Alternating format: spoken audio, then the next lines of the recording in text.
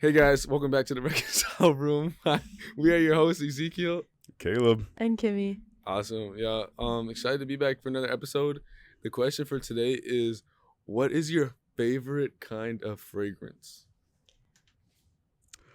I know Dude. Emmett loves anything sponsored by Jeremy Fragrance. Shout out Emmett.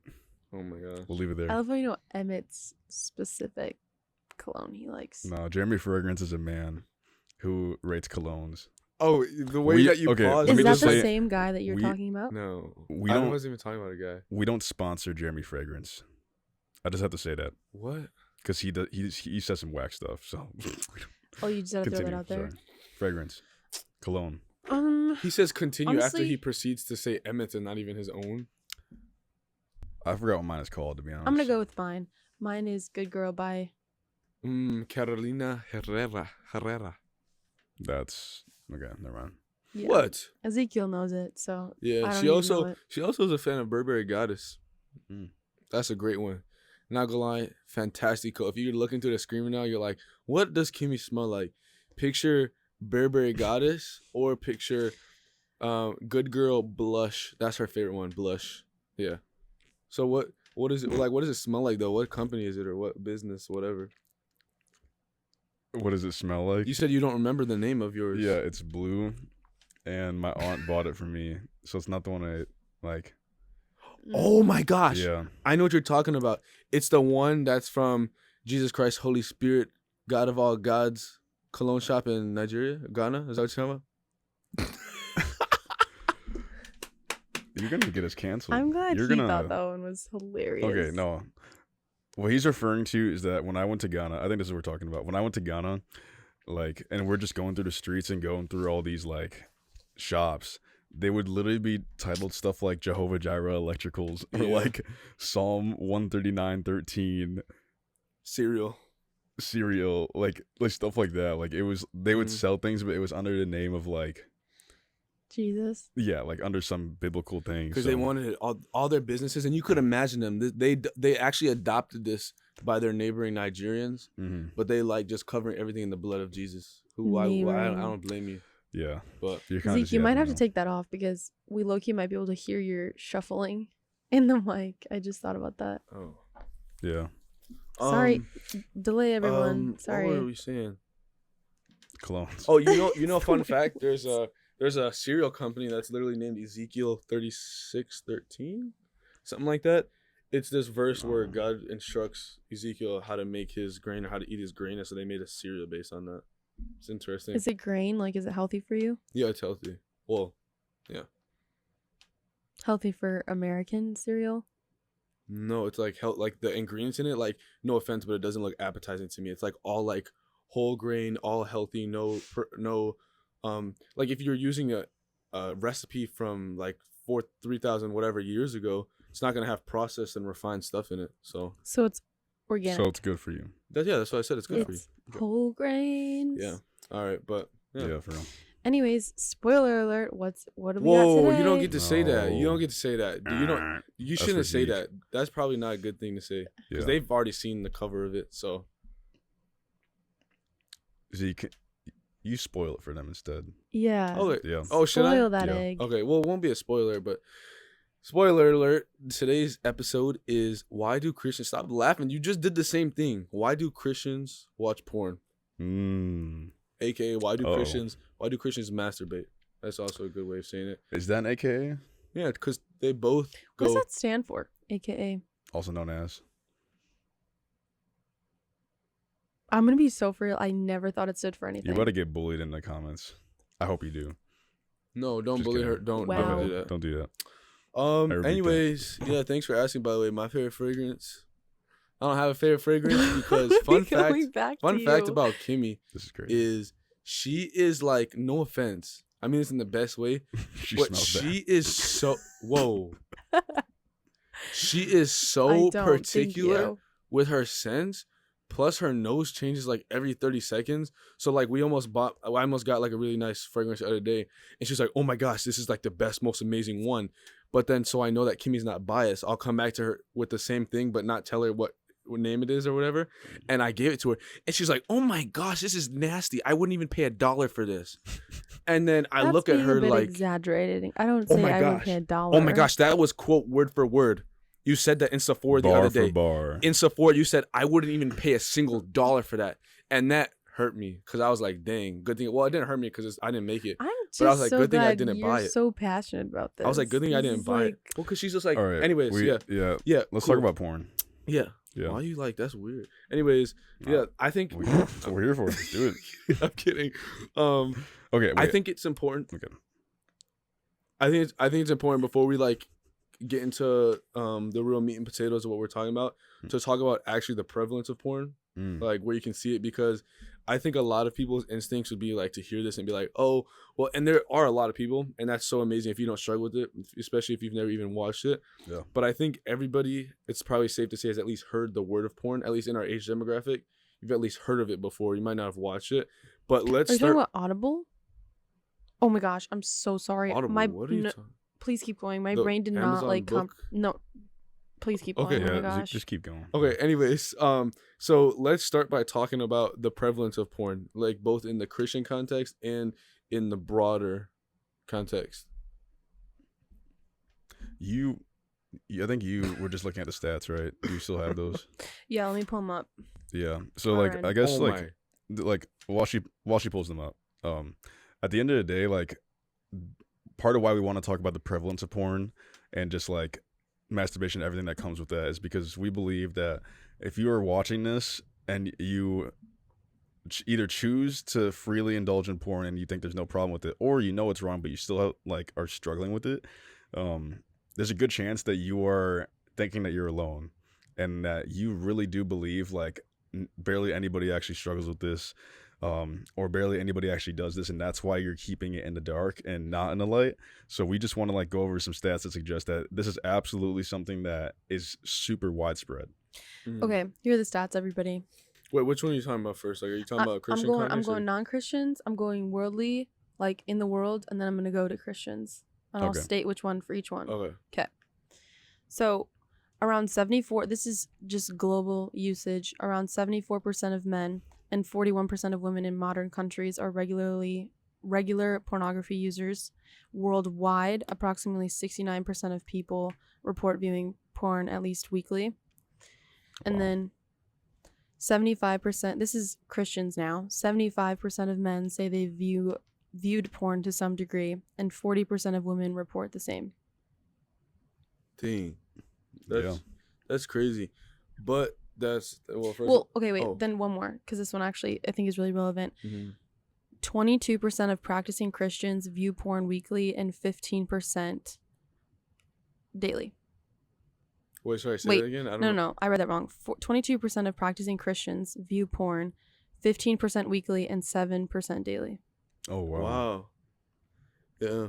I mean, another reason why we bring that up, like, we differentiate, like, the Christian context versus the non-Christian context, because although we're trying to show people what we view biblically, it's important, at least for you guys that, or at least, sorry, to us, that you guys know that this is not just a struggle that non-Christians have and Christians are perfect or Christians don't struggle with this, but there's a lot of Christians that battle with this, that struggle with this, that live in shame, and like you said, ultimately feel like they're alone. And I think a big part of that is because obviously I think for the most part people can broadly look at Christianity or broadly look at the Bible and know and understand that it's wrong. And so when people view church or when people view Christians, a lot of the time it's in judgmental ways. And so it's like, oh, if I'm saying that I'm a Christian and I struggle with this, I don't want to come out and tell somebody that I struggle with this, because they're just going to judge me and they're going to look down on me and they're not going to say like, oh, actually, like I struggle with that too, or they're not going to point you in a direction. Instead, they're going to judge you. But yeah. And off the bat, I'll say that like I was a total slave to masturbation, like most of middle school, all of high school. And the biggest reason, I was genuinely convinced that no other Christians around me did this, like totally convinced. And I also just like totally thought that God hated me because of it, like for a long time. So like I wish that someone could have told me this like a long time ago, that there's many people who are knee deep in this thing that's like trying to drag them like towards all these consequences that we're going to talk about now, but Mhm. most specifically like away from God, Mhm. which if you're not a Christian and you're just checking this out, like we'll explain the significance of that. But yeah. Don't you guys kind of find it so insane that pornography as a whole is so normalized, but this struggle of pornography is so hidden? In the sense Oh, of like, it's not something people talk about, the struggle of it, but the art, you could say. Because people would be like, it's Mm. art. But do you know what I'm saying by What? that? Yeah. The No, yeah, I what understand. other word would you use for that? No, I think you did. But I think, okay, I'm just gonna use the word art. I really don't know what else of pornography is so like it's everywhere. It's so like normalized. Yeah. Mhm. But the struggle is not. It's like Mhm. a suppressant thing. Yeah. Like you're weird if you struggle with Yeah. that. Is the stigmatism. That's what I'm I getting think at. I think there's a couple reasons why that is. I think one, it's because generally, like, people tend to shy away from talking about certain things like that, just because I think there is something in people that's like, oh, probably something I shouldn't talk about in a lot of contexts. Mhm. Now, when you go the next step and say, okay, this is something I struggle with, or maybe you even have porn addiction, I think people just automatically assume that other people will look at me and be like, oh, like, you're disgusting, you're nasty. And we'll talk about some of the reasons why people would say that later, which I'm kind of excited for to get into the consequences. But I think that's part of the reason. But before we talk about the consequences, like, two things that I want to make clear is, one, like, the whole shame piece. I think we should like just like hit the nail on the head right now.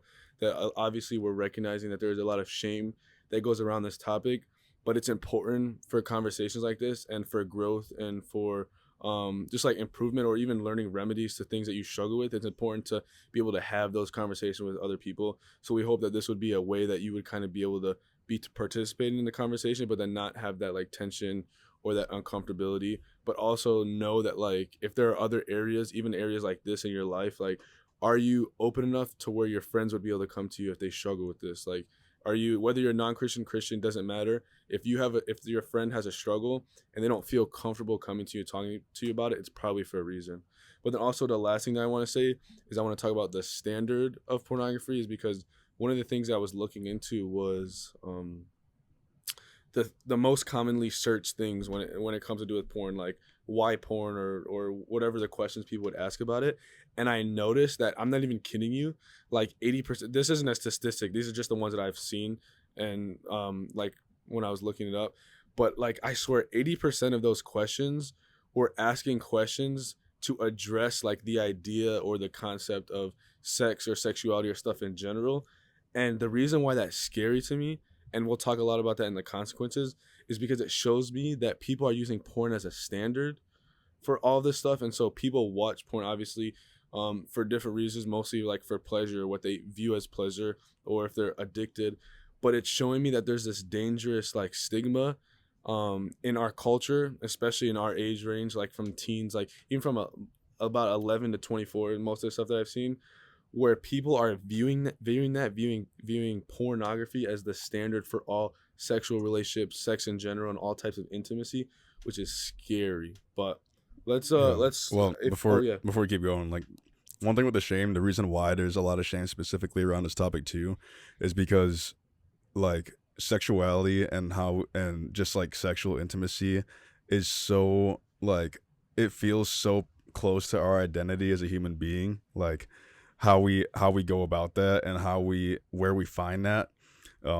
So therefore, if I have a super flawed, broken like way that I like expressed my sexual desires as a human being, I'm going to have a very flawed, broken perception of my identity.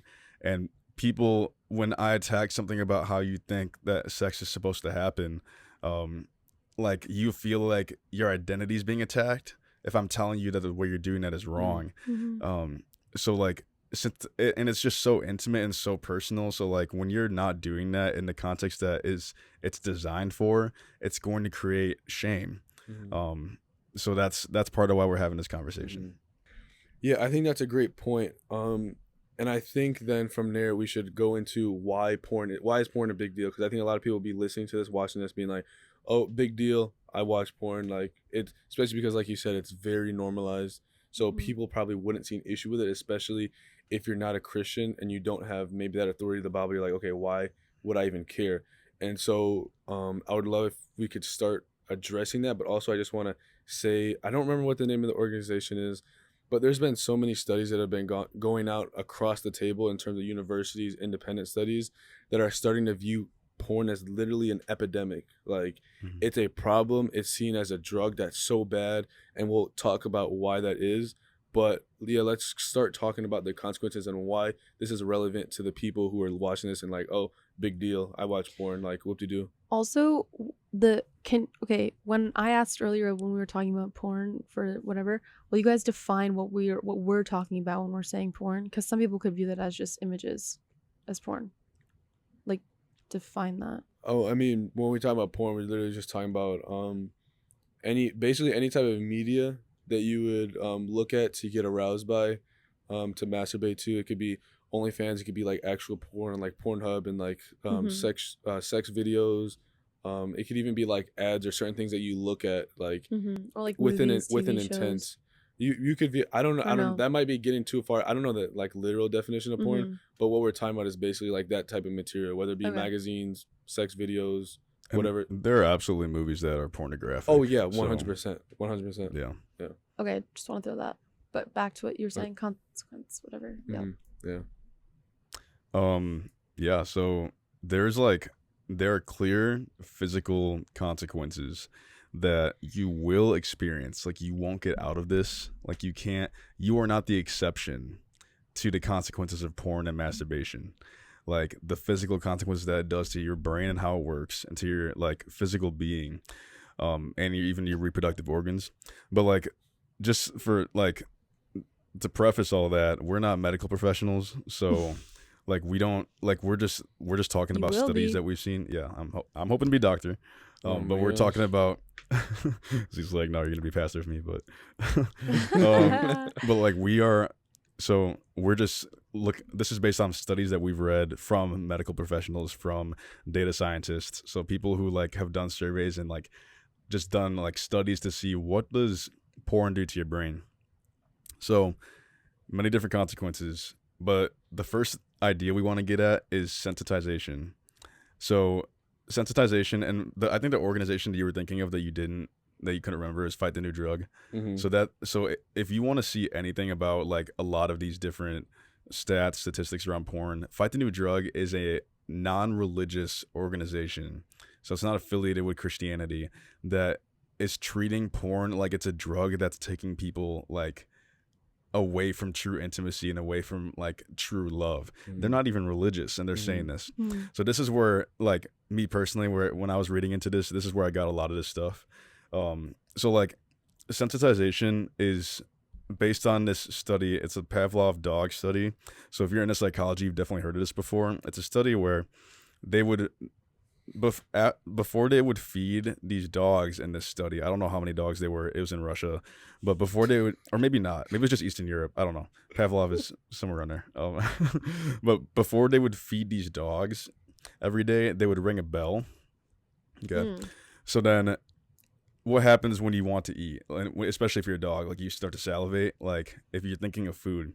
So what they would do is, even if they didn't feed the dog, they would ring the bell, and the dog would start salivating just to the sound of the bell because it knew food was coming, or it thought food was coming. So the idea of sensitization is that, similar to the dogs and Pavlov dog study, when we're watching porn and masturbating, your brain releases the most dopamine that it can naturally produce, like, in any circumstance. When you masturbate while you're watching porn, and it releases oxytocin, which is really what I'm trying to get at here. It binds your brain to your surroundings, meaning your brain, when it binds what you feel to like what you see around you and what you're experiencing. So I feel really good because of all this dopamine. Oxytocin is what binds you to your environment and says, oh, this environment must give me good things, aka the best thing I could possibly get right now, which is this masturbation I'm doing. When you watch porn and masturbate, you're binding yourself to your environment the more you do it. So if you go into your room and watch porn and masturbate on your bed, doing a certain thing, wearing whatever, you're going to start like desiring to like, and getting aroused by just being there. Now, the problem and the reason why this is so broken is because think about how beautiful that is in marriage, where like, and this is where we believe God like did this because it makes so much sense. God made it so when you're in marriage and you're having sex with this one other person, you are binding yourself to that person, and you are continually like and thoroughly like actually becoming more and more addicted to just that person's like physical presence. Imagine if you're watching porn and masturbating, you're addicting yourself to fake sex. Like you're addicting yourself to an environment that doesn't exist and it's not real. So that sensitization, like just being there, is going to sensitize you to those things. I don't know if you guys have any thoughts on that, but Okay, I think you should tell the story that you told us earlier about the man in the boots, because I think that's a really good story. oh yeah, dude, this is crazy. Buckle up.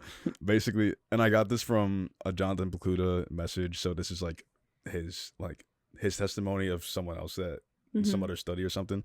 I haven't looked into this study myself. I just heard this in a message, but this guy, like when he was a young kid, he was watching porn and masturbating in his house, or maybe it was just like, I think magazines. I think it was porn magazines, masturbating in his house. His dad shamed him. Big parenting no, by the way, don't do that. His dad shamed him, so he started going out into this pasture behind his backyard to masturbate to these porn magazines, and he would always wear these boots because it's like in a pasture, like it was wet. So he did that his whole childhood, and when he got older and was having sex with his girlfriend or whoever, like he could not have sex without wearing boots, like because of sensitization. It's because in order for his brain to do that same thing that it does when it pleases the reward center, he addicted his brain to the environment of wearing boots in order to get aroused. Like we should have said this beforehand, by the way. We're going to speak super candidly on this. It's just going to sound like this the rest of the episode. So if this it's going to be explicit in the sense of... Yeah, like this is explicit content, like straight up. But like we're talking about it in a healthy way. So don't show this to your 9-year-old brother or something, obviously. But like we're trying to say like we're going to talk candidly about this. This is what you're doing to yourself. You see how beautiful this is in marriage and how messed up it is when it's with porn. Well, that's like the whole point, I feel like, is Satan wants to take something that God created for a covenant and he will pervert it in any way. That's the biblical belief. Yeah, which is definitely what we believe in. That's like another actually big consequence that we'll talk about later. And it's just purely like, it's just objectively true. Like whether or not you're Christian or not, again, all of this stuff applies to you directly. But I think one thing that's worth noting when it comes to sensitization, every time I say the word, I read it how it was spelled earlier, and I skip the S. Skipped the S. Bruh. Oh my gosh. Sensitization. Yeah. Anyways, yeah. I spelt it wrong, everybody. That's what he's referring to. Well, I wasn't gonna call you out. That's why I didn't say like. It's I just said okay. Yeah. She's humble. Don't worry. Hey, I love it. I love that. Anyways, the reason why this happened is because when he's talking about dopamine, when he's talking about these different chemicals, there are certain neural pathways. There's certain circuits like in your brain, just the way that your brain functions. There's this buildup and anticipation for this thing, and the dopamine is what's driving me to want that, to get that. And so what happens is when I become sensitized to certain of these things, those circuits start to get skipped, and I start to just go to like for example, when we talk about porn, if you think about just how we're wired just as people, to again, sex is not a bad thing. We're going to talk about it a lot, and it might sound like in a bad way because we're talking about it in context outside of marriage. But this is something that's not supposed to be readily available like that. Like this is not something where we're just supposed to be able to go in a click and just access like sexual like a transaction. Stuff. What? Like a transaction. Yeah, it becomes very transactional. But what happens is there's what's referred to as a super normal dopamine stimulus. And so what that is my body is naturally wired to, when we talk about sex, especially in the context of marriage, to be bound to that environment of my wife and certain things when it comes to that aspect. But when I start to get access to it just as a click, like my brain just genuinely isn't wired. It is not prepared for that. So when I start to listen, when I start to watch this stuff, I'm starting to experience different rushes or different circuit shortcuts in ways that my body genuinely cannot handle. And it's because it's all of a sudden getting direct and immediate access to that thing, which then I guess that's a perfect lead up to oh my gosh, it desensitizes us. Like it desensitizes us in the form of when I get direct access to that and I'm experiencing that super normal stimulus that I naturally should not and I'm not supposed to have access to. And there's this actually kind of it's kind of a funny case study. I can't remember what the name of the fish is, like whittle-bickle something. It's got like a weird name. It's this fish where the male fish are particularly aggressive to the other male fish because they have this tiny red dot on their belly, and it just, like, for whatever reason, like think of like a bull, when they see red they get mad. It aggravates them to an extreme extent. And so what they did as an experiment, they made a red dot that was just very slightly bigger and brighter, and they started going absolutely feral and absolutely crazy, because it's not something that they were wired to experience, and not something that they were wired to see. And so when they started experiencing that, it was a super normal stimulus. And so in that way, it also started to desensitize them to the stimulus that they were actually, like, supposed to experience for, like, a natural reason. And a big way that comes in is desensitization. Oh my gosh, what's wrong with me? In the form of relationships. Like, man, when I have access to this porn right in front of me, when I can just look at this, when I can watch this, and I'm starting to get bound to different things like you're talking about, I all of a sudden start to get it's not even a feeling, and it's not a desire that people want, but you just genuinely, when it comes to natural situations or circumstances, like where it be even when you do end up getting married, or even there's so many married people that still struggle with porn, is you start to not even want what's in front of you. You start to, and it's not necessarily because your wife is unattractive, or you're not attracted to your wife, but it's genuinely just because you, like, can't.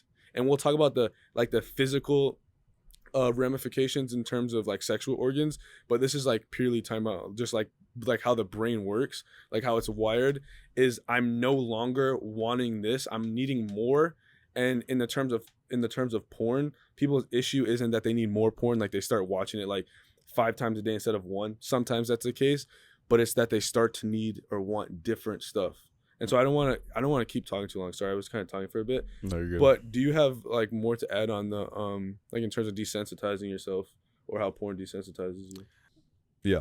So the thing with desensitization is that sensitization is about your environment. So you're becoming more sensitive to the environment that you're addicting yourself to when you continue to watch porn and masturbate in a certain environment. Now, desensitization is what happened. That's affecting, like, your desire for the porn itself. So that's talking about, like, how when you continue to watch porn and masturbate, like, your brain starts to say, man, I've had enough of that. Let's try something else, like what you're just talking about. So your brain, once it's been releasing that same amount of dopamine, it desires more of it. So it's craving more because you're feeding the reward center, and it's desiring something different to give you that new boost of new dopamine. So again, it causes people to not just want to watch more porn. That is the first step, is that you wake up the next day and you want to watch porn more than you did the day before if you watched porn last night, because your brain experienced something crazy last night and you want that again. Like, even if your soul doesn't really want that, your brain speaks loud. So your brain wants that. But then once you watch enough of it, it starts turning into different things. And this is why people get into some really weird stuff. Yeah. Like, if you're wondering, like, honestly, this is why people end up getting into some really weird kinks and stuff like that. This is why. Like, this is honestly, like, if you're watching this and you are knee deep struggling with porn, it is trying to take you to something gross like that. That is what it will every time take you to if you let it go untreated, like not talked about. Like, if you just let it run its course, it will run its course towards really weird stuff, because your brain will need something different as much as it can. That's a desensitization. You guys have any thoughts on that too? No, that's exactly what I was actually going to talk about, because I was listening to specifically Huberman Lab. Like, he talks about this so much, and if you're curious and, like, finding out more, especially about the whole psychology or just how it impacts you in different ways, I would highly recommend you going and listen to him. Huberman Labs. It's, like, super interesting. He has a lot of cool guests on there. But one of the things that they were talking about is how porn leads you down these certain routes. Like, for example, like you said, some of the, like, kinks are starting to get into, like, some really, like, different things. One of the examples that they brought up was like BDS. I think it's like something like that, but it's basically like where people start to, like, inducing like pain stuff, or they have sexual desire for, like, pain, whatever else. I don't know exactly what it's called, whatever. But it's basically because, again, your brain is just overriding anything else that you might actually want or desire. It's because of that dopamine that's released, because there's dopamine that's released initially, like, when you first experience pain and when that pain starts to go away. like even think about, this is not what we're talking about, but even think about a lot of people who struggle with mental health stuff and they want to feel something. Like a part of the reason why they cut themselves is because they get that dopamine rush from it. There's a lot of different reasons why they could do it, and I'm not going to go into that, but that's a great example where you start to go down something where you don't necessarily want that, you don't desire to do that, to maybe hurt yourself or anything else, but your brain is literally telling you, I want that dopamine, and it comes in different forms and different shapes, and that's what actually starts to hurt people. And very quickly, I'll just say, they did a study on no, it wasn't a study, it was this lady who she works at the hospital. I forgot exactly what she does, but she basically takes care of and treats like people who were a victim of like sexual assault and stuff like that. And she was talking about, bear with me, these are going to be like accurate in terms of percentage, but I don't remember the exact numbers. Again, should have written them down. But it was like out of like the 140 patients that she might have had, like almost 50% of them were actually from kids who were like very young age, like boys who were like maybe 11 years old or like early teens that were sexually assaulting people. And what they cited as a big reason for that is because they started getting introduced to porn, and porn was like how she described it. She was like, man, my son like sees Spider-Man, he wants to be Spider-Man. She was like, at a young age, people are starting to get exposed to porn, starting to get exposed to like an unhealthy way or an unnatural way of experiencing sex. And what they do is now they just go and turn that into something else, and it actually becomes something that has ramifications or effects outside of even porn. And again, this is an example for everybody, but as people are getting introduced to it as a younger age, and as they're starting to watch stuff that's like, I don't know, like some crazy stuff that you would see people watch, they're seeing that stuff also, and they're like, oh, like this must just be normal, like I'm watching this, I'm seeing this, people are doing this, so I'm gonna go and do it. And then it kind of goes in a loop. But yeah, so what you just got into a little bit is like this other consequence of objectification, where if you like, this is now a relational consequence. So the first two, sensitization and desensitization, are individual consequences that you will experience within yourself. 1 Corinthians 6 makes it painfully obvious that it says he who sins sexually sins against his own body. So like, if you don't believe in God and you don't believe in the Bible, listen, the Bible has been saying things that scientists are just now discovering with porn, is that you are messing up your own body in a way that you don't understand when you're having sex in a design that God did not intend it for.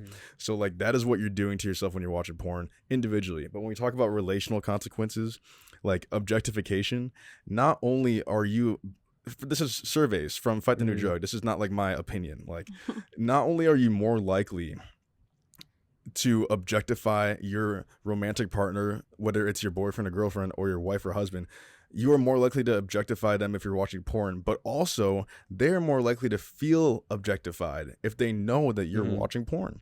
So it's been too many times that I've heard like people, like even people I know who are in relationships, and they like these guys I know are telling their girlfriends they're watching porn. What do you think that does to her? Because think about it this way, like if you are addicted to porn and you're addicted to looking at all these different women naked having sex, how do you think your girlfriend's gonna your girlfriend's gonna feel like she's not only competing with whoever you had sex with before, but she's competing with God knows how many thousands of women that you've looked at naked online and masturbated to, and you're binding yourself to them. So you're getting like sensitized to all these different people, and you think your girlfriend's just going to be fine with that? And assuming she doesn't know, let's say she doesn't know, you think you're not going to start looking at her in a way that you shouldn't be if you're watching porn? You will not escape that consequence. You do not escape that kind of stuff. You are training your brain for something you don't want to actually train it for. What does objectification look like? It literally just means that I'm starting to look at somebody as an object, like how can I use that, or how can I use this as a tool for my benefit, instead of like, oh, that's an actual person who has their own dignity, their own soul, their own beautiful mind. Instead, it's like, oh, I just see her as a body, like how can I use her to please myself? So when people talk about objectification or turning women into numbers, it's just like, oh, like it's just somebody that I can use as a tool. That's basically what that is. And in porn, when you are like when you're watching porn, what are you using that woman for? Like, do you love her? Do you know who she is? Sorry, that's not funny. Like, well, it's funny because it's crazy. Like, it's because as I'm verbalizing this now, some of you are hearing this and you're like, oh shoot, yeah. I mean, I'm literally just looking at her to have some pleasure. You're objectifying her. there's no other way around it. You are objectifying her. You're becoming addicted to objectifying different women. That is what's happening. You think that your girlfriend or wife is going to escape that? If you're addicted to this? No. She's going to be just another person in person. Do you guys think people then objectify themselves because they watch porn? What do you mean? Like they view themselves like more as a sex, more as like an object rather than just like a full-on person? What are your thoughts on that? That's kind of what I'm getting at. Yeah, I would say but I think this would also deeply and heavily get into the idea that people don't want to do that. But I think when people watch porn, as they continually watch it, they literally get themselves stuck in a hole where that's all they can think about, all they can see themselves as, and it's not because they want to. But I think I think that's kind of what. Yeah, I know. A want. I know. That's why I'm saying that it's dangerous, because if you're not wanting something but you're doing that, then that signifies, okay, maybe you're like, it's leaning towards addiction. It's leaning towards a problem with discipline, and it's like even in terms of when you're talking about your girlfriend. And I just want to. We said this briefly, but I just want to make clear for the record, like when we use these examples, we believe that you should only have sex with your wife. And so when we talk about girlfriends, we talk about this different examples, it's because this is what's present. It's not because it's what we agree with. But anyways, what Caleb was talking about with the objectification, even if you're like, no, like, don't worry about it, I would never look at another woman that way. First of all, it's crazy because you're doing it literally online. But this is all scientific stuff to where even if you say that you don't do that, it's like scientifically shown that you are going to look at people. You're going to start looking at people this way. And so, of course, she's going to start feeling like insecure. And people are going to be like, oh, well, you're just insecure. Like I should be. And it turns into this whole thing, and you can go down a rabbit hole with that. But it's like, it's so dangerous because I'm now starting to look at everybody else. And then people who like deal with this like on a crazy serious level, people that don't get help, people that don't get themselves out of this hole, they start doing really dangerous things or treating women in just awful way. And it's like, I don't mean to be that person that goes there, but everybody kind of says this. It's like, if you were a father, if you were a mother, like, and you had a daughter, would it not like hurt you so badly? Would it not like make you like righteously upset, like upset in a good way, that somebody's objectifying your daughter, that somebody's just using your daughter as a tool, especially as a tool for like defiling and nasty reasons? Like and like, even with that example, if you're a non-believer hearing that and you're like, yeah, yo, that's whack, that's the exact same way that God views each and every single one of us, where he's like, that same relationship where it's like, that's my child, like I have so much love for them and I have so much purpose and plans for them, and like, why are you objectifying either yourself or other people? And just to like, and we're saying this, like, I'm saying this out of like experience. Listen, like, when you are like watching porn and masturbating, like, you're cheating on your girlfriend or wife at the end of the day, man. Because like if I went to my girlfriend or wife, first of all, I should only be, like you said, like we'll have an episode where we talk about like our thoughts on premarital sex. So whatever, I'm just talking like the culture talks. So if I went to my girlfriend and I said, hey, last night I had sex with this other girl, I'm just struggling with this, okay? You know what she'd do? She'd break up with me, right? I hope. I hope she would. Like, so it, like, we should be more serious about porn, because why is it different that if I went to my girlfriend and was like, sorry, like, I was watching porn last night. Like, because listen, when I was given to that, when I was masturbating like heavy in middle school and high school, I was having sex with myself. So like, yeah, I can, like, you can say it's like masturbation, label it this other thing, but you literally having sex with yourself, like, straight up. And like, or you can say you're having sex with your phone, whichever one sounds better to you. So, and whichever one you'd like to tell your girlfriend more. And your wife, because you think you're gonna get over this now. Like, nah, bro. Like, marriage doesn't solve that. Can I actually up the stakes a little bit? Because I think the example that you actually gave doesn't do it enough justice. Oh boy. I don't even know what you're about to say. I don't even know how you can up that. Guys, trust me, you can up it. So he was saying, if I'm looking at porn, people are just like, oh, you're looking at porn, you're masturbating, whatever. But then if I were like, oh, I had sex with a girl last night, whatever, it'd be completely different, right? I would be willing to bet that people would raise the stakes in terms of this if somebody came to you and said, oh, hey, like, there was this girl in the room last night and we didn't do anything, I didn't touch her, but I masturbated to her like in that room, I also think that people would look at that differently. And it's like, yes, you're doing it on the phone, but I think like if you start to realize that, if you start to equate it, because it actually is the same thing. Like the only difference is, oh, one, I'm doing it through a screen, one, I'm doing it in person. But if you were to tell somebody that, like, your girlfriend might say, oh, I'm fine if you watch porn, like, just don't be weird about it, because some people definitely do view it that way. I don't think that anybody could actually truly and ultimately be comfortable with their significant other continually masturbating and watching porn, because even from a non-Christian viewer standpoint, it's just like, why? It gets to the motivation behind it. But anyways, yeah, if you're I think no, you got it. Oh, I was gonna say, I think that's just such a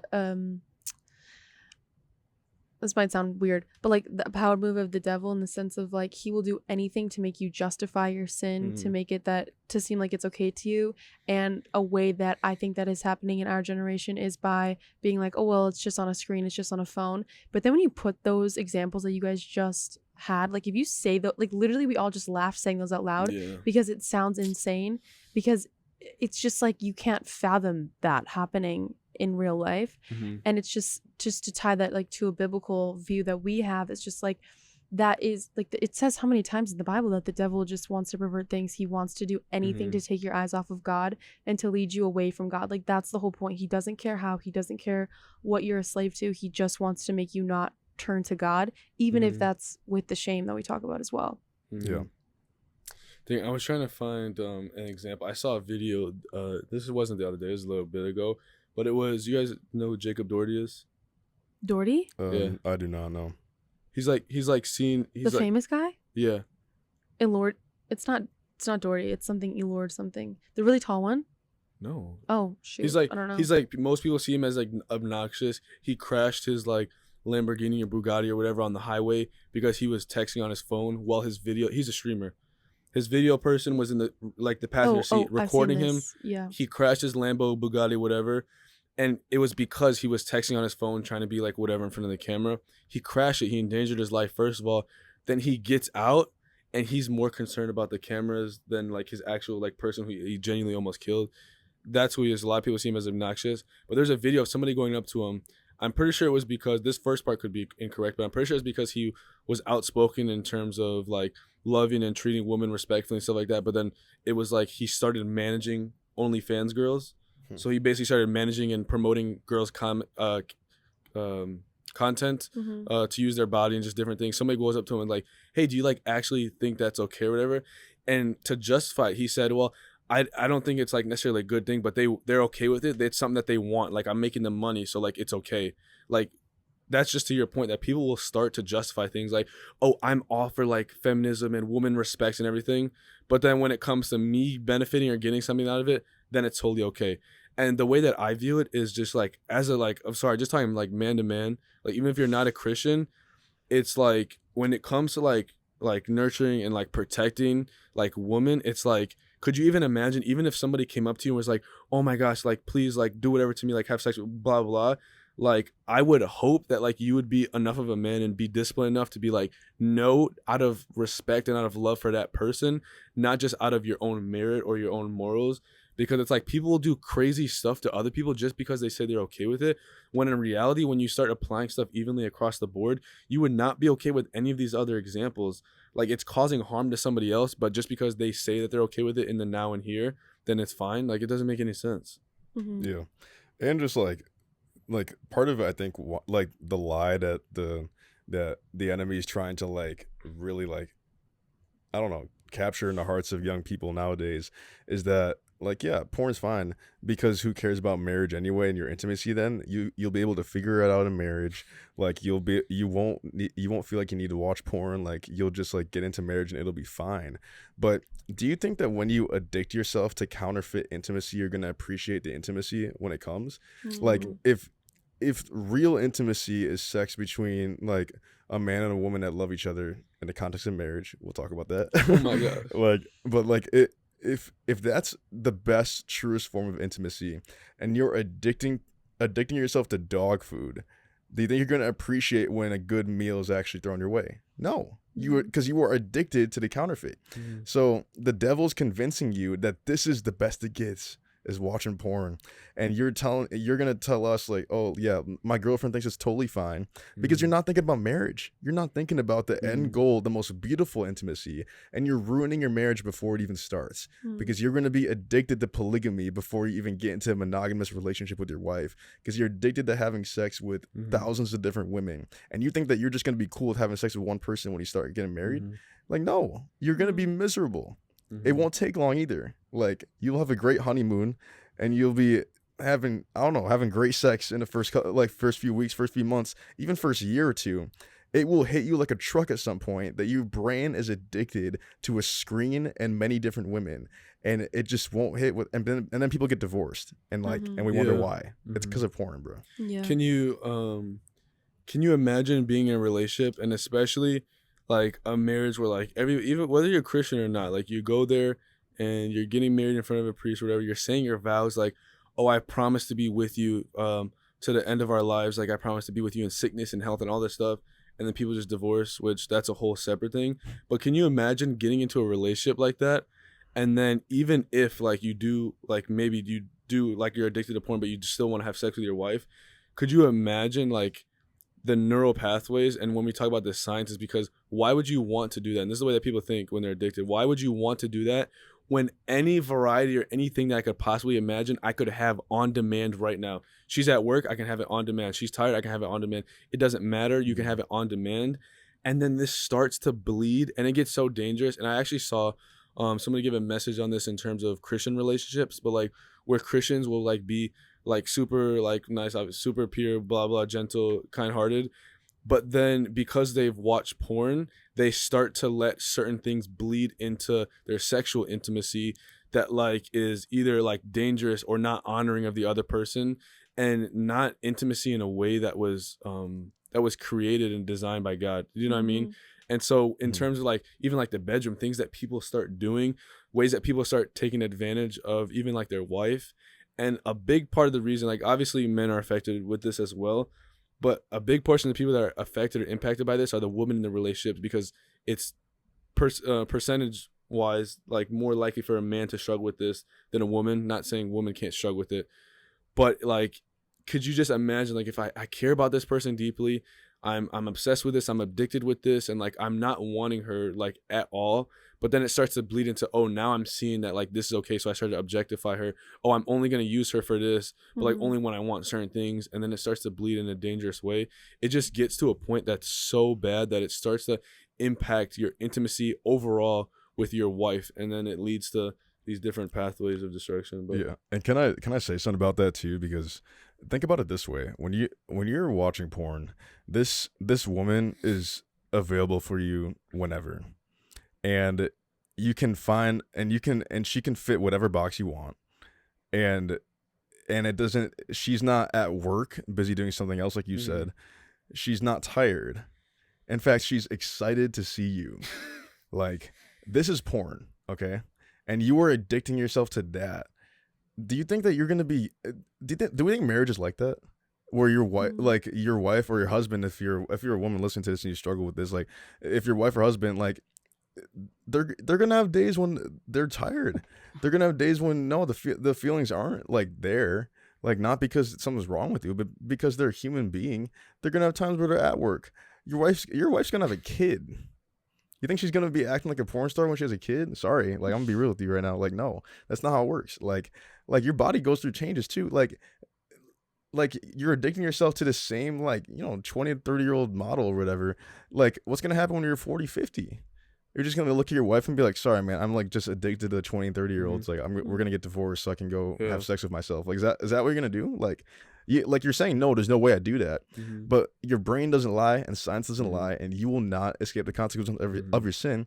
And let me tell you this, you can't ask your parents, like, oh, did you guys escape the consequences of this? Because they're not experiencing what you experienced, because your parents didn't have 24/7 unlimited access to the internet and porn.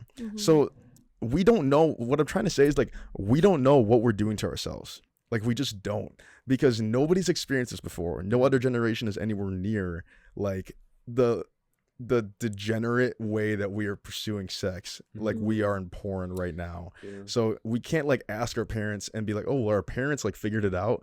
We have no idea. We could all just totally be screwed. Like we all, meaning this generation, and the way that we watch porn and just like have bought into counterfeit intimacy, and it's scary. And guys, oh sorry, you want to say something? I'm just thinking about that. That is scary. I've never thought about that in the sense of, like, our parents had porn in the sense that they like magazines, magazines, whatever, but they never had it literally 24/7 and customizable and free. And they had to go out and like actually, and that it was like searching for you instead of you searching for it too. So I just sorry that was crazy. I've never thought about that. It is crazy. But like, can we just take a second to like be for real? So when we are talking about counterfeit intimacy, he brought up that word a couple of times. It's the idea that what you have right now, what you have in front of you, this intimacy that you think you're having with the phone, it's gonna bleed into your marriage. It's gonna bleed into your relationship. You're no longer gonna find pleasure in that. But what we're saying is it's counterfeit intimacy in the sense that we also don't believe that you experienced the actual true and pure form of that. And so last week during the alcohol episode, I brought up Ecclesiastes, and it's the idea of like how many people have to go before you and lay this out for you and show you that there's something better. And ultimately we think that there's something better because we trust God, and we trust that what he has for us is good and what he has for us is ultimately better. But me and my flesh and my heart that's deceitful, and my brain that's wired to just lead me down certain ways, especially when I allow it to. When we think about that, there's been so many people, so many times that have gone before you and have been like, man, this is destructive. And so regardless of if you're a Christian or not, like, we're telling you and we're showing you that this is destructive. And so we want you to understand that the intimacy that you can experience, hopefully with your wife, because we believe that the only... Or your husband. Oh, yeah. The only like true and pure form that you can experience for this is in marriage. Like, if you're not waiting for that, then you're also going to partly diminish that. Like, I can't tell you the amount of people that I know, they're like, man, I wish we would have waited for marriage. And it's not dwelling, and it's no longer having like shame in the past, but it's recognizing like, dude, so when people say this, or when God says this, like, it's actually true. And it's so crucial to like try, like, I know it's hard, but it's so crucial to like try and actually seek answers or seek remedies for what you're going through, instead of just saying like, you know what, I'm stuck in this pit hole. Because people will tell you like, man, what you're struggling with now, like, if you get away from it before you allow it to lead into something else, you will experience a much greater form of intimacy and love in the future. But if you allow yourself to continue to go down this path, you'll only diminish the possibilities of the opportunities. And you'll also like even think about your significant other, whether it be your wife or your husband, it doesn't matter. The way that is, and the way that you do hurt that person by doing or going through what you're doing, even if it's in the past. Yeah.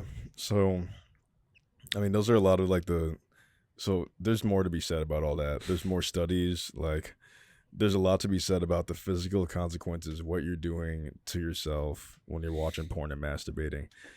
Which I guess this is worth saying now, is that, you know, there's a weird debate, is masturbation a sin?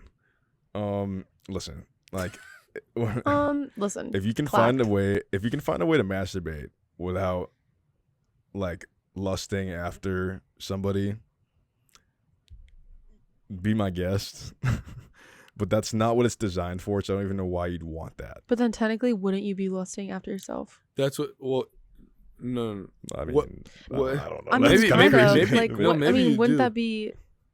What he's getting at is it's impossible to masturbate in a righteous way. So he's saying that like, if somehow you can, if you're trying to justify it, he's basically saying that if you go down this rabbit hole of actually trying to justify it or look at it, you'll realize that the only reason you're masturbating is because you're lusting after somebody. Even if you're like, oh, but I'm married and like I'm masturbating to like pictures of my wife or whatever, like certain things like that. Yeah. So like, if you can find a way to do that, great. At the end of the day, though, we're just gonna lump it into the same. Porn is wrong. Masturbation is wrong because that's what you do with porn. Mm-hmm.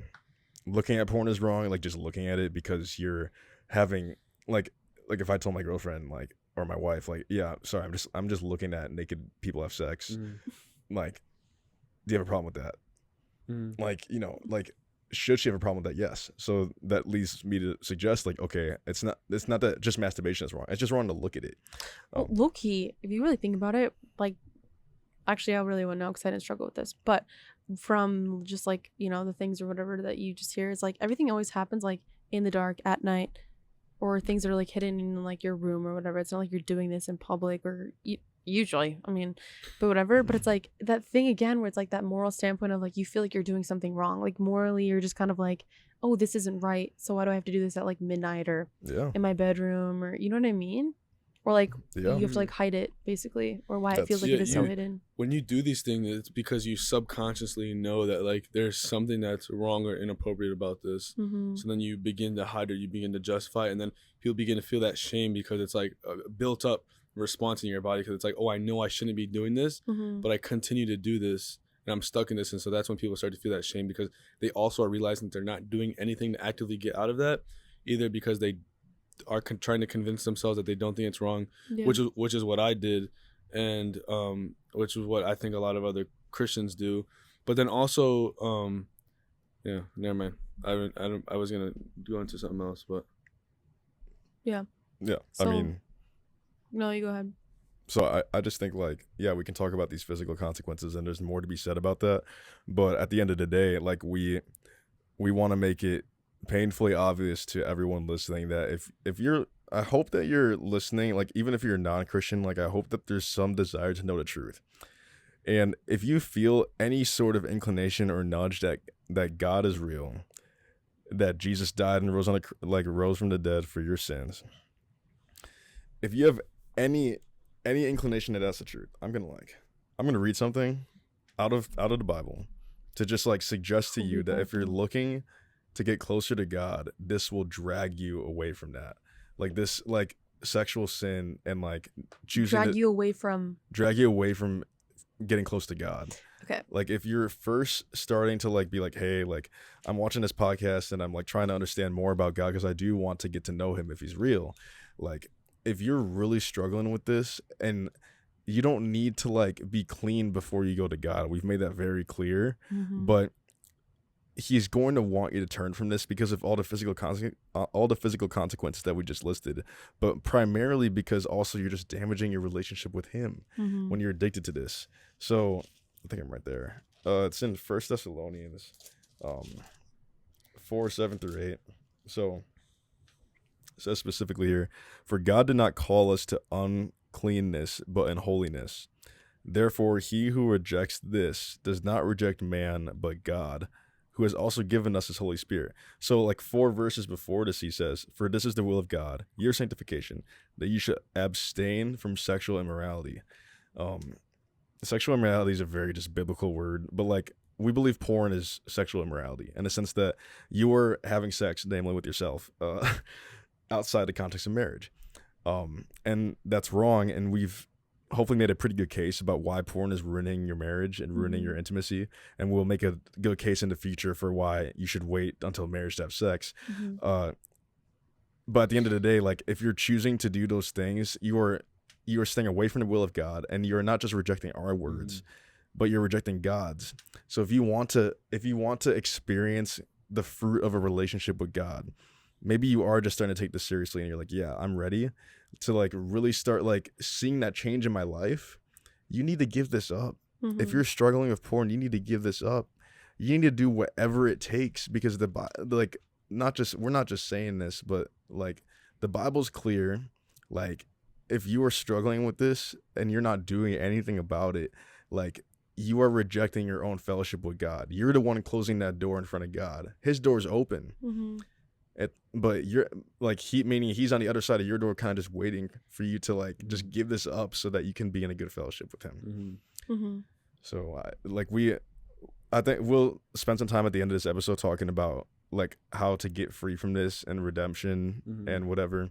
Because I do understand up to this point, if you're listening, like if I was hearing this even like 3 years ago, everything that we just said, I would feel like I'm so screwed. Like I would be like, my marriage is screwed, my relationship with God is screwed, I'm not going to be able to love a woman well ever again.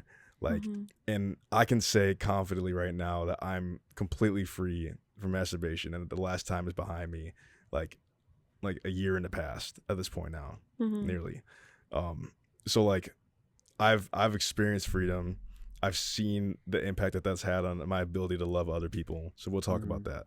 Mhm. But I'm concerned about my relationship with God first and foremost over my concern about whether or not I'm going to screw my marriage. And that's what we're trying to get across to you guys right now. Like, this is going to ruin your fellowship with God if you kind of let it fester. Yeah, I think it's worth saying, repeating what we said in the beginning already, that this is not something that we're just talking down on people like, oh, like we're so above you. Partially because we're Christians, or maybe because we haven't even struggled with this. Like Caleb made it clear that he struggled with it. Sorry, that sounded bad.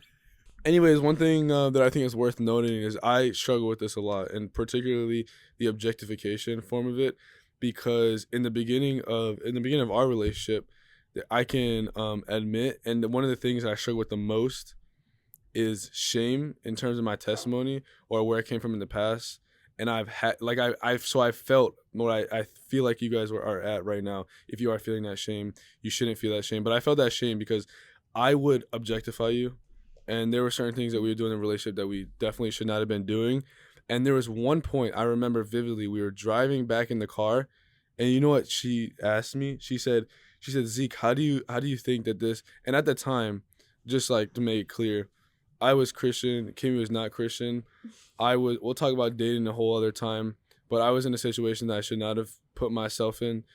But Kimmy asked me, she said, Zeke, like, how do you think that this impacts, like, do you think this makes you feel close to God? Do you feel like this makes you feel like further from God? I remember that question. She asked me that. Wow. And I immediately wanted to jump out of the car, driving 70 miles an hour down the road. I kid you not. Because that is so convicting. That's when crazy. we talk about conviction and conviction being something so powerful, we talked about in, I think it was the love or the evangelism episode, where it was like people procrastinate or people justify whatever else. That was a moment where I just completely quenched the spirit. I was like, I know that this is wrong. I don't even want to think about it though, because if I don't think about it, then I won't feel bad about it. And that was this whole thing. But I literally wanted to jump out of the car because I knew internally, not even subconsciously, I knew like physically in my mind, and even in the book that was probably like right next to me at the time as well, that was wrong. And I told you, I was like, no, it's not. And then she literally asked me, she's like, so like, I don't know why, but like this was way before I was Christian. I don't know why, but you were like respectful about it for some reason. You were like, oh, well, like, I don't want to do something that makes you feel like you're further away from God. And at that time, I kid you not, I literally, she's like, oh, like, we don't have to do any of this stuff anymore. And I was like, I don't remember if I didn't say anything for a while and then said something later and ignored it, or if I just like literally just quite literally said to you like, oh no, like we don't have to like stop, we don't have blah blah and whatever. And that's a moment where I look back on, and it's crazy because I felt firsthand how that was pulling me away from God. And my relationship with God was like not that strong at the time to begin with, and so me putting myself in a situation I shouldn't have. But then on top of that, like adding this sin to it, where I was living in sin, and I was clearly wanting the sin more than I wanted a clear and clean fellowship with God, because I knew that it wasn't right and I knew that it pulled me away from him, but I still wanted to justify it, and I didn't want to think about that, and I wanted to push it off. And so I just felt like that was worth sharing, because I was somebody who felt so much shame at the time. And even like up until 3 weeks ago, you were literally the only person that knew my full testimony. And then Caleb heard about it literally 3 weeks or 2 weeks ago or whatever it is.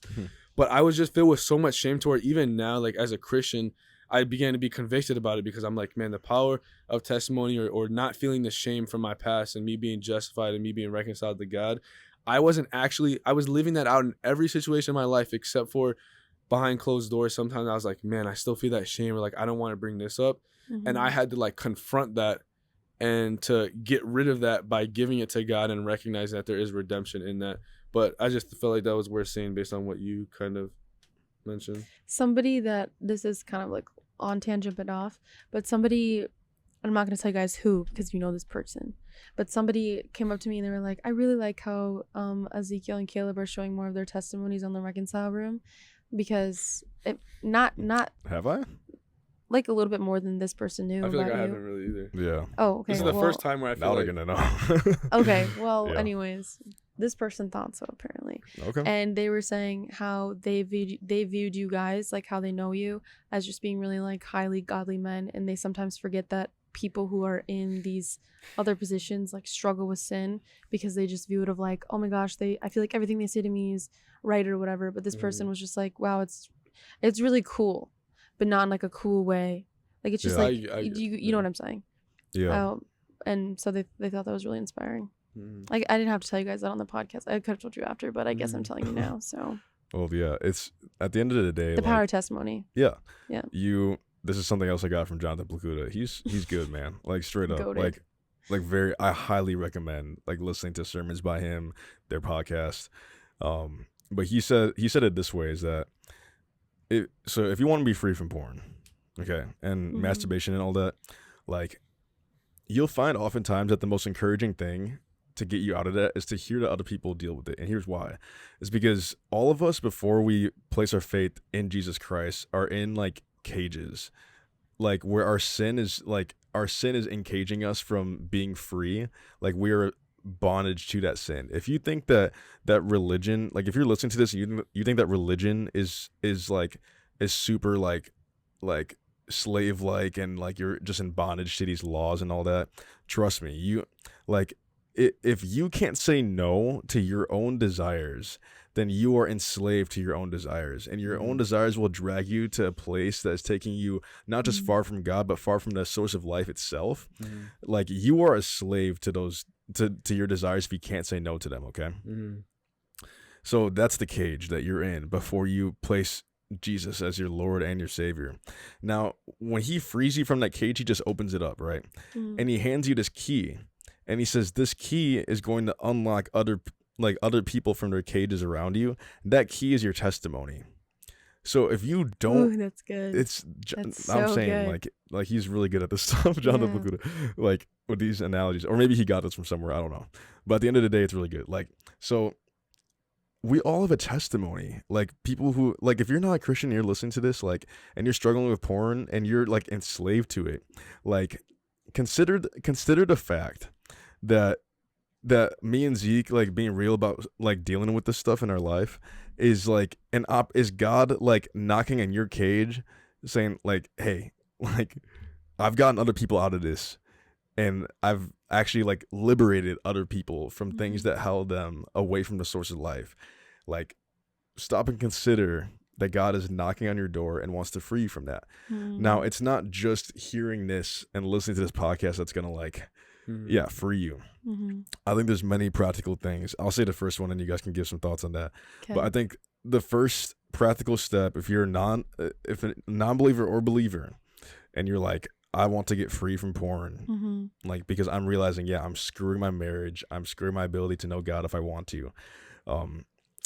The first thing is to take delight in God. Now, if you're not a Christian, you got to start doing that. If you're a Christian, you better continue it because I hope you're trying. And if you're not trying, this is me telling you, try to take delight in God.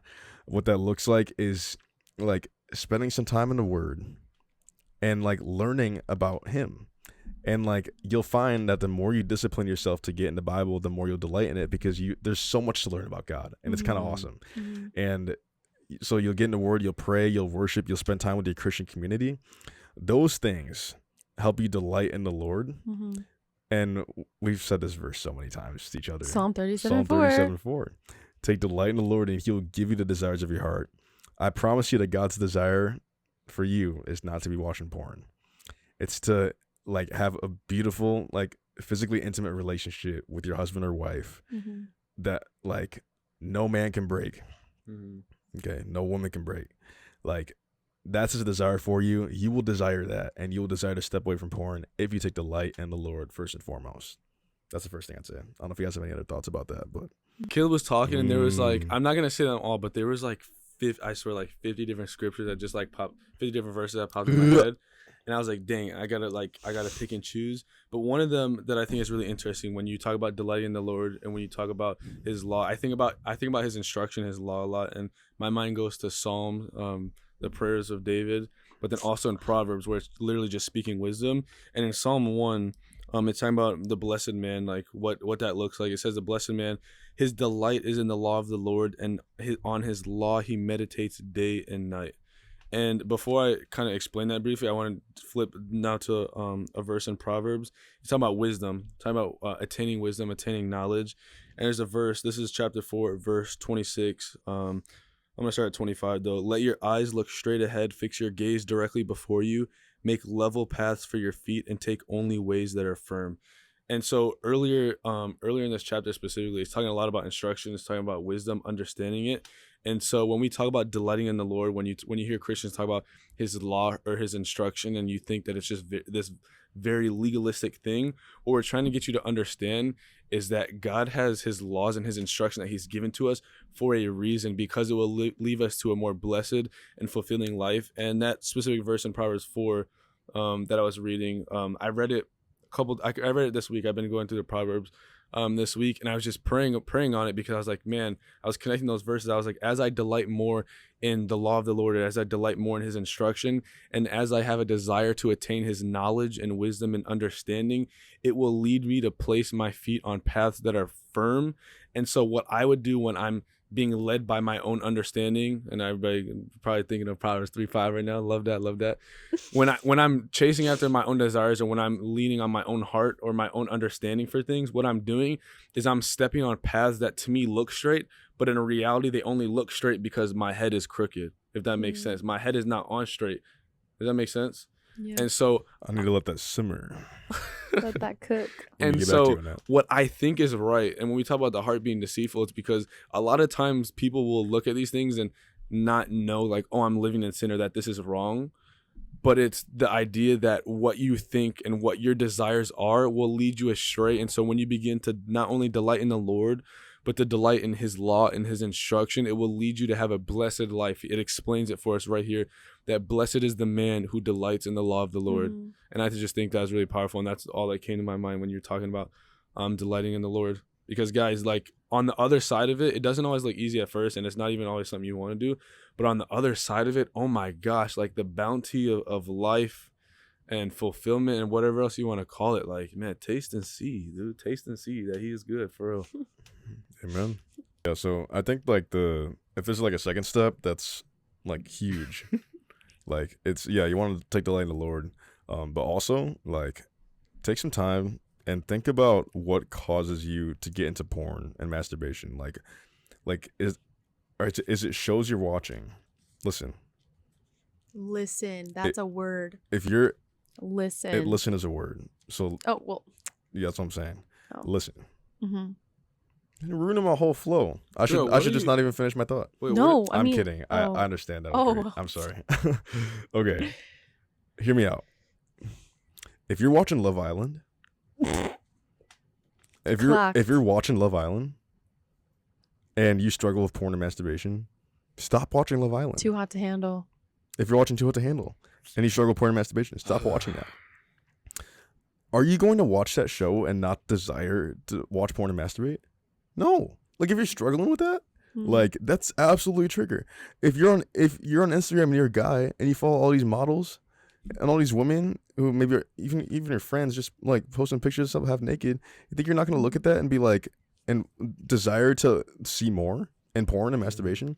If you're a woman and you're following all these like I don't know, thirst trap, like TikTok gym dudes or something, guys, I don't even know. Like, you think you're not going to like desire to see more and go watch porn and masturbate? So that's one level of it. What I'm saying is remove access to anything that is enabling you to watch porn and masturbate. Until you do that, you will not be free, because it's powerful. We talked about how addictive it is. We talked about that's why it ruins your marriage. You're addicted to something that's not real. Like, you're addicted to. We went into it. So what I'm saying is, like, you wouldn't tell an alcoholic that just as long as you get closer to God, it's okay if you have like boatloads of hard liquors and wine in your wine cabinet.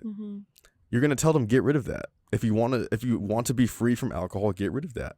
So in the same way, if you want to be free from porn and masturbation, get rid of things that are causing you to watch porn and masturbate. Put limits on your phone. So this is honestly completely unrelated to porn and masturbation for me, but like, just so I'm not on my phone late at night, like, I have screen time limits on my phone, and I gave my password to my roommates. So like, I can't really do anything on my phone past like a certain time of night until I wake up. That can help out somebody who's struggling with porn and masturbation. Make it almost impossible to go on your phone at a certain time of night. And if you're still struggling, install VPN softwares on your phone that flag when you watch anything explicit. Like, listen, this sounds crazy, okay? All this sounds like a lot of work and a lot of effort, but what are you willing to do to get free? If this is pulling you away from God, I'm gonna go back to something I've said almost every week. When I get to the end of my life and I'm on my deathbed, like, am I going to look at God and be like, man, I did watch porn and masturbate my whole life until I could, because life takes its toll when you get older, right? I did this all my life until I couldn't, Lord. I'm ready to go spend eternity with you. Do you think that you're not going to feel like you missed out on the intimacy that you're about to experience when you could have been experiencing it this whole time if you just gave up porn? Like, you think that you're going to heaven and you're like, man, like, I'm excited to go like experience this like new level of intimacy with God. You could have been experiencing it this whole time. Like, you thought your life was hard. You thought that your marriage sucked. You thought that work was difficult. Maybe it's literally just because you were addicted to porn. And you're straying yourself from God, who's the source of peace. And you didn't have peace and you wondered why. Stop it now. If you're listening to this and you're like 20-something years old, stop it now. Cut it off now. Don't wait till later. What's the verse that says, if your right hand causes you to sin, you should cut off your left? No, your right hand causes you to sin, you should cut it off. Not cut off your left because you're right. But then it was like, I read it. I was like out loud and I'm like, yeah. And what that's getting at that a lot of people don't understand. And I don't know if you guys remember, but I talked about this literally like the first week of summer crew. Do you guys remember? When I was talking about the sword of the spirit. No, you were there. I remember. Because it was when we were in the Union South. I think it was the first week you were there. And we were talking about if your right hand causes you to sin, cut it off. It's because different parts of our bodies cause us sin. If your eye causes you to sin, gouge it out. Meaning that I can sin by looking at things. First of all, people might be like, oh, if I just look and if I don't actually masturbate, it's not a problem. But it goes down the path of, oh, my right hand's cut off, but now I'm going to use my left hand. Cut. And it goes back, and it all stems to the heart. And so when we talk about the heart and it being a heart problem, it's because where's my heart at? And the only person that we believe that can truly heal and deliver you from all ailments and all struggles of the heart is God. And so he wants to take that from you. He wants to get it from you. But anyways, that was just based on what you said. There are two things I wanted to really say based on what you said. First of all, is accountability is huge. Because even if you think about it, if there's somebody who you're like, hey man, like I have a password, I'm gonna give you the password. I don't want to go on my phone past 10 because I struggle with porn or whatever. Imagine you text that friend at like 11:50, just being like, hey, can I get my password? Before you text that person, I guarantee you're gonna think to yourself, oh, that means that like this person is gonna know or think that I'm gonna do this because it's what I'm struggling with, which is true. That's why you ask for help. Yeah. But then you start to realize and catch yourself in your mind, oh, this is my motivation for doing that. And then you literally physically can't just like read his mind and get the password from him. And hopefully it's a good accountability partner. He's going to be like, oh, like you actually need a good reason. And if your reason is to watch porn, then you're going to struggle with that even more. And so accountability partner is a huge thing. But also I want to mention that there's a verse in 1 Peter 5:8. You guys probably know what I'm about to say. But it says, be self-controlled and alert. Your enemy, the devil, prowls around like a roaring lion looking for somebody to devour. And so we talked about this a little bit last week, the idea of being sober-minded and first of all, not having our mind and our desires literally possessed and taken control of by different strongholds or different addictions or different things that we struggle with. But then also the idea that you should not be alone because the devil is like a prowling lion that's looking for somebody to devour. But then, sorry, the last thing I want to say, I want to like just very briefly go back to the idea of like the temptation and like the desires. But in James, by the way, James is James chapter 1, whatever. James is such an amazing book. If you're trying to learn about faith, if you're trying to learn about wisdom, if you're trying to learn about temptation or tribulations, great book. When tempted, this is verse 13. When tempted, no one should say, God is tempting me, for God cannot be tempted by evil, nor does he tempt anyone. But each is tempted when by his own evil desire he is dragged away and enticed. Then after desire has conceived, it gives birth to sin, and sin, when it's full grown, gives birth to death. And right before that, it talks about receiving the crown of life that God has promised to those who love him and that desire it. It's making that distinction between if the desires of our heart, and by the way, it's talking about the evil desires that are from ourselves. Like you can't go and be like, oh, God gave me this phone and he caused me to sin, or it says right here very plainly that God cannot tempt anyone, nor can he be tempted himself. And so if you really understand this, what this is saying is that when you follow the desires of your heart, the evil desires of your heart, it leads you down this hole that when you're talking about the end of your life, that when you're contemplating, man, like where was my heart at, or where was I led, and thinking about going to heaven, even, you have to be confronted by the desires that you actually have, because your whole life you've been living in that sin. And that it says that sin, when it's fully grown, gives birth to death. And so if you're living and your life is committed to this sin and not to your fellowship with God, I think that's I honestly personally think that's scary, to not have complete devotion and love to Christ, and not have complete certainty in my salvation, because what I'm doing is I'm leaving that at the table and I'm going and I'm chasing after everything else my whole life, and then coming at the end. And God can save people on their deathbed, but it all comes down to your heart. When people say, we talked about it last week, like God knows your heart. That's true. God knows your heart, and so he won't be cheated, nor will he let anybody be cheated. But when you're sitting on your deathbed and you're like, man, the evil desires that I had, I gave into them, and I actually worshiped them, or I idolized them, and I lived for them. I lived for these evil desires. That's not me living for God. And so I want to just prompt you with, if you're living for sin right now, if you're worshiping, if you're idolizing these evil desires, you're not living for God. You're not living for Christ. That's all I want to leave it. They need to listen to Philip Anthony Mitchell. That's what they need to listen to. But yeah.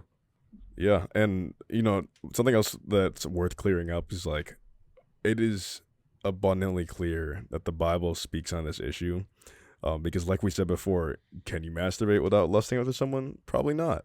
And is it wrong to lust? Absolutely. Like the Bible says, Jesus says in his Sermon on the Mount, like widely known, like he says, like, you Pharisees, like you religious leaders at the time, you guys say that it's wrong to commit adultery. But I say, if you even look at a woman lustfully with those intentions in your heart, just lust, like you have committed adultery in your heart. So there is something wrong with looking at someone who is not your wife and seeing them and objectifying them, or just desiring to like be intimate with them in a way that is reserved for either you if you're going to ask her on a date and marry her, or her future husband. Like, so that's lust. So watching porn is lusting after that woman, and masturbating is lusting after that woman. So at the end of the day, like the Bible is really clear about this, and let's not, like, if you think that sex outside marriage is wrong, porn is wrong, because you're having sex with yourself or with the screen. Like I said, I mean, whichever one y'all prefer, like honestly, and they're both not ideal. So yeah. And just something else about like overcoming it is, at the end of the day, like, true repentance lies in whether or not you're willing to like do what it takes, talk to the people that you need to, and cut it off like physically and take those things away. Don't tell God, God, I'm struggling with this, please help me, and you're not doing anything like practically. Like God will look at you and say, I gave you these brothers or sisters in Christ for you to talk to you about this, and you're not telling them. So do you think that God is going to work through like supernaturally, just like erasing your desires, or stop and consider that there's other Christians in your life who God wants to use to heal you of this stuff? Talk to them, put this out in the light. I found freedom from masturbation because I started talking to people about it. That's why I'm so open with talking about it, because I don't care anymore. I'm free from it. And the reason why I'm free is because of stuff like this. When I shared my testimony in front of crew my sophomore year of college in early 2024, I told all of them, like I struggled with masturbation. And I think from that is what broke me out into freedom. That moment when I did that, I don't know, like February or something like that, 2024. So like, if you want to be free, like do that. Tell people in your life, I struggle with this. Pray for me. Get accountability. Yeah. Sorry, I know you were gonna say something, but can I just say one thing off? You guys have probably heard this story, but it's like the idea of people, which God can do whatever he wants. He can just rip those desires away from your heart, but sometimes he gives you things that you can actually use to take it away, and that's him working providentially or through other people. but it's like this town that flooded, completely flooded. It's like Okay. it's like tsunami, like mass, like everything's rising. Everybody's evacuating. Everybody's running out. They go to their neighbor, Steve. The guy's name is Steve. Steve, like, you got to get out. You got to evacuate, man. Like, there's a flood coming. And he's like, no, no, no. I'm chilling. Like, God will save me if something happens. Like, God will deliver me. And then all of a sudden, it's there. It's coming. It's rising up. They're like, Steve, you want to come with us? One last chance. Like, there's a car. We can drive you out of here. He's like, no, no. Like, God will save me. Then it floods. He's on the top of his roof. There's a helicopter that comes, and it's like, oh, like, Steve, come on. He's like, no, God will save me. And then there's a boat finally that comes along, and it's like, God will save me. He says no again. He dies. He gets to heaven. He's like, God, why? Like, I had faith. Like, I had faith that you could save me. And he was like, I sent you a boat, a helicopter, a car, and like a neighbor to this come. This is in the Pursuit of Happiness. Wait, is it? Was it? This story is, yeah. It doesn't go like that. Oh, this but isn't where I heard. it's- Oh, okay. I was gonna say that's not where. I don't like remember that. where I heard it from. But it just goes to say that, like, yes, God can save you from things, but if you're not doing anything in your own willpower to actually save yourself from that, like, if I'm just sitting there one day, like, okay, God, please deliver me from this, but daily and hourly, even, I'm going and returning to this, like, God can, like, just somehow, like, just change the desires of my heart. But Mhm. oftentimes, like you said, it's through different shapes or forms, but people just aren't recognizing it because they aren't actually going out and actively trying to fight against it. Yeah. What I was gonna say was, Kelly, I'm gonna She's sick of yawn. us. Sorry, guys. She's sick of us. Oh my gosh, no. What I was gonna say was, so a few days ago we went evangelizing. We talked to this girl, and this girl was like so open to talk to us. Right? We're having this conversation with this girl, and we're audibly like talking to her about these specific things about why we believe in Jesus. She's asking us literally all the right evangelism questions. Caleb was there, and you could see that she was like audibly about to like tear up. Like, you could just see that it was like, not audibly, You visibly, you could tell that she was like it touched her. It really did touch her. And when we were like redoing something here, I was telling them, I was just like, there is something, like, the Holy Spirit is present in this conversation. And the reason why I wanted to make sure that we said this before we ended the thing was because I truly feel like there's going to be people who are watching this who feel convicted, who are Christian, or they're going to be non-Christians watching this, and they're like, oh my gosh, these are such people that I look up to or could look up to who have gotten over this because of Jesus. And I'm going to volunteer you guys, so you're welcome. Or maybe not, but like, I'm pretty sure anybody can come to you guys and reach out to you and talk to you about these things, because you are living examples, living testimonies of God working in his faithfulness and his fruitfulness. And you've been on the other side of that, and you've seen the fruitfulness. And I just think it's so, like, I just feel like it is so powerful of how the Spirit has been moving throughout this episode, that it is so worth saying that you guys have struggled with it, and God has like faithfully gotten you through that. And I think that's just so powerful of his testimony in your guys' lives. Mm-hmm. Yeah. One of the things that I say quite often, I said this at that one worship night. Do you remember that? By the way, all these people at Edgewood are just saying, man, can we do like more worship nights? I'm like, yeah, like, because I know we talked about it, so we'll do more of those. But one thing that I always say is that your scars are proof of healing. And I always say, I'm pretty sure I first heard that from Lecrae, but people like are ashamed of their scars. Like their scars sometimes like bring them shame, like pain, whatever else it may be. Mm-hmm. You got to get rid of that, give that up, because you were healed, you were saved, you were delivered from that. But now go and show your scars to other people, because those scars are proof that healing is possible. Mm-hmm. And so what you were talking about earlier and what you're talking about with the testimony piece is that what God saved me from, he's using that as an opportunity to show somebody else, like Bilbo Schmilbo over there. That's like, Fred. man, I can't be saved from this. I'm the only person that struggles with this. And that's why we're bringing these conversations here. But I think that's something that's worth noting. The last thing that I want to say, we talked a lot about remedy and reconciliation, and stressing the idea that like there is grace, that God does want to save you, that Jesus wants a relationship with you. He wants to deliver you from this. But like, we hope that you guys are at least encouraged or motivated enough to want to make a change. And so it's hard, but like the best way to like break from an addiction, especially when it comes to the porn addiction, is by literally like cutting it off. Like, the way to escape from sin is to cut it off and to give it to God. And not to try to do everything solely on your own. And so again, the accountability partners, the praying, the running to God. Like, when I tell you, like, when we were going through that, I could not in good conscience go in my room and pray to God in quiet, because every time I would go to him to pray, I would feel like conviction. Like, I can't, like, I'm living in sin. I'm living like I hate him.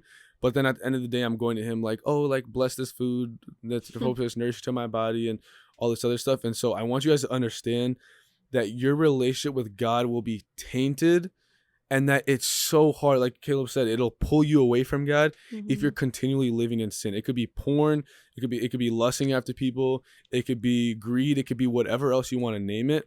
And I don't want to say this to scare people, but I really do feel like it is scary, and it's something that's worth saying.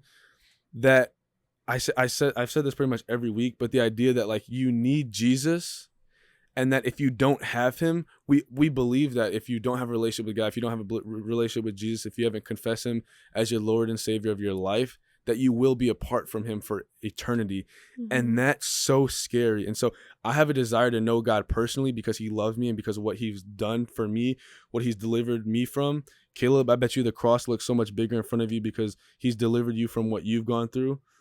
But it's the idea that sin separates us, and that it is a scary idea as well to be apart from God for eternity as well, especially because there are people out there, again, like the hypocrite episode, that will say, I know Jesus, I love him, I have a relationship with him, but in their life, in the fruit of their life, you can tell that they don't.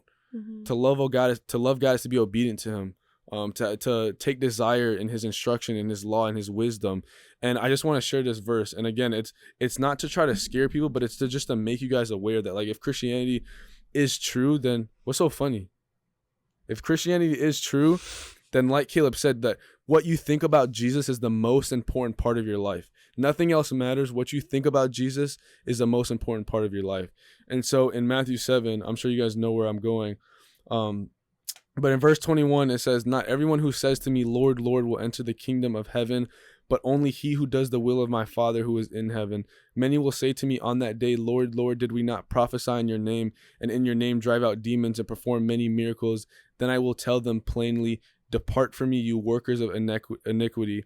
I never knew you. And so, guys, if you want to have a close and intimate fellowship with God, if you want to have a close and intimate fellowship with Jesus, you need to cut all sin off from your life. You need to wring your heart out. You need to run to him. You need to lay it at the altar and to actually show that you have the desire to. Because ultimately, God knows your heart, and we'll all struggle. We will all fall back in certain ways, but you have to cut that off and you have to run to God. But I think that's it for the episode. Yeah, do you guys have anything else that you want to say? No.